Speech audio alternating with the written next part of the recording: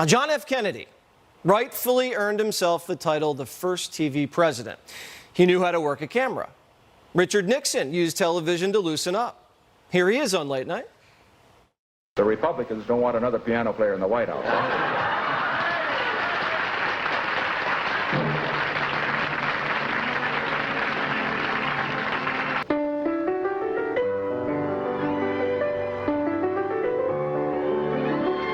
And since Nixon, every major politician has used Late Night to showcase their swagger. Bill Clinton brought the sax.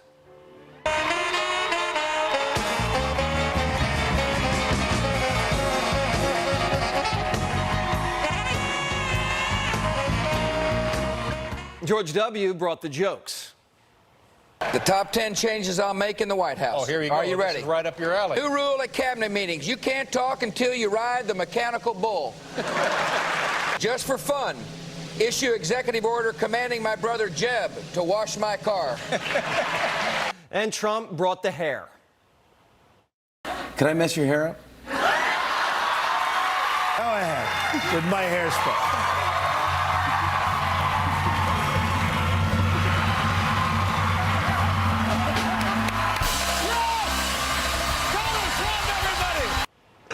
Joe Biden went on Late Night and brought nothing, except traffic to a halt in Midtown.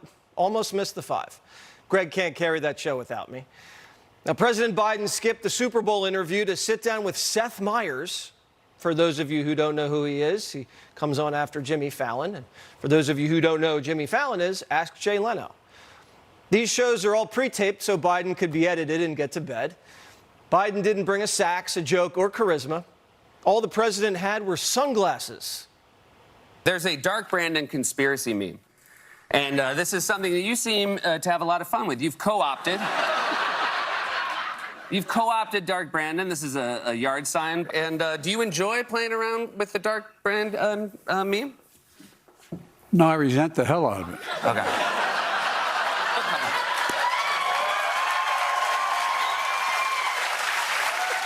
Is the stage manager holding up an applause sign? Because why are people clapping for sunglasses? What's so funny about a grown man putting on sunglasses? It's funny when you put sunglasses on a dog. That's funny. Putting sunglasses on babies is funny and cute. But is this all Biden has? Yeah. And he forgot to take them off. Can you confirm or deny that there is an active conspiracy between you and Ms. Swift? Where are you getting this information? It's classified. It's classified information? That's classified You won't information. share it with us? I'm not gonna, but I will tell you, she did endorse me in 2020. She did. I bet you might be wondering. You think it might come around again? I told you it's classified. That entire exchange was scripted. The producers and the White House aides prepared that for days. Is there a conspiracy? It's classified. That was their big bit. The White House and NBC wrote a hoax into the show, too. In Meyers' monologue, he said that Trump's so old, he forgot Melania's name. Former President Trump told supporters last week that former First Lady Melania Trump will soon be making more regular appearances on the campaign trail. Not if she heard what you called her last week. I call up my wife our great First Lady. She was a great friend. People love her. Yeah, people love her. Oh, look at that. Wow. Mercedes, that's pretty good. I'm sorry. Mercedes? You had a nuclear meltdown when Biden messed up the president of Egypt and you can't remember your wife's name? Now, the media went from I can barely keep up with Biden to, well, Trump's slow, too. Except it's not true. Trump never forgot Melania's name. It's a hoax. He was referencing Mercedes Schlapp, the host of CPAC, whose audience was showing love to Melania. Everybody at CPAC knows who Mercedes Schlapp is. Even the Times debunked it. We called NBC, asked them why they peddled misinformation. They're ignoring us. So I'm sending Johnny across the street to break into 30 Rock. Best part, Biden plagiarized the hoax. Watch. You mentioned some classified materials, some documents recently leaked, some classified documents. And this isn't a gotcha show, but I do want to ask about it, that says you are currently 81 years old. Who the hell told you that? Yeah. That's classified. That's classified.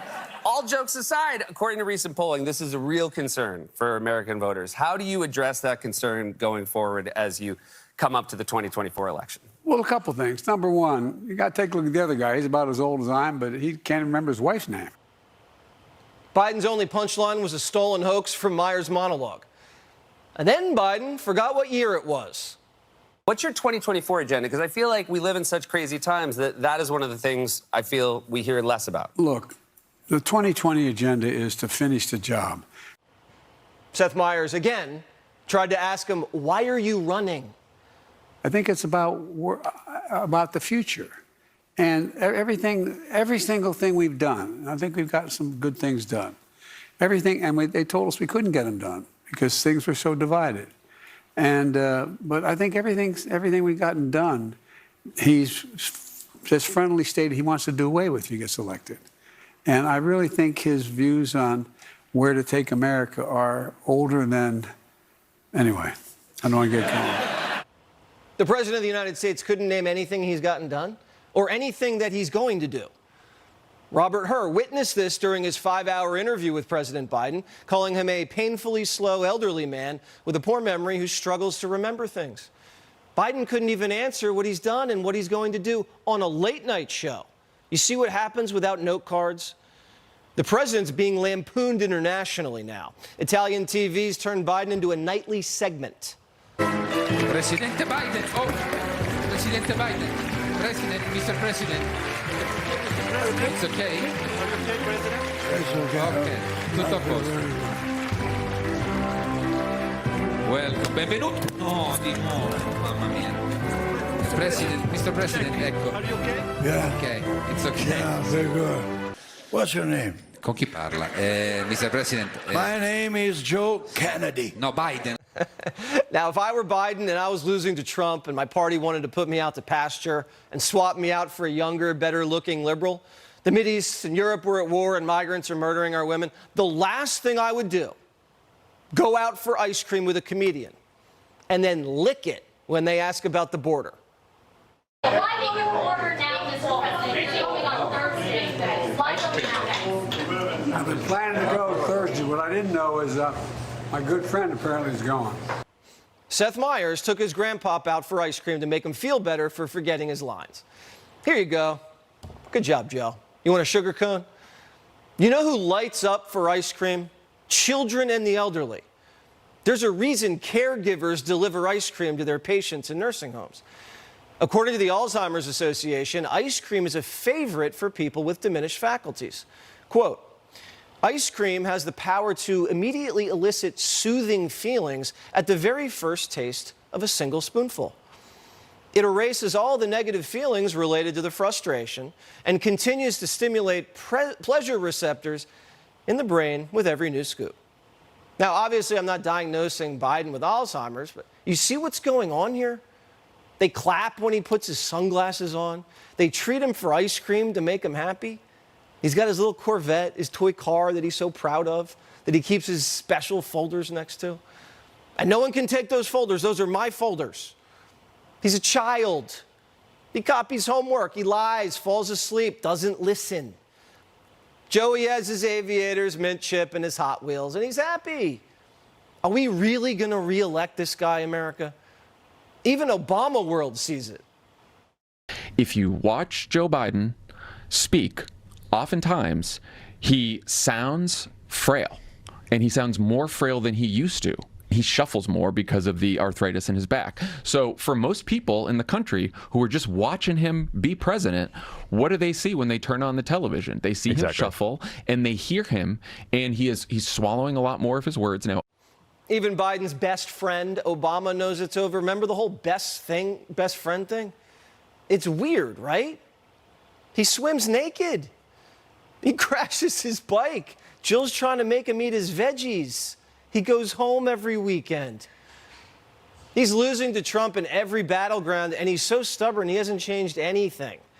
New Emerson poll shows the president getting smoked, down 3 to 10 points in each swing state.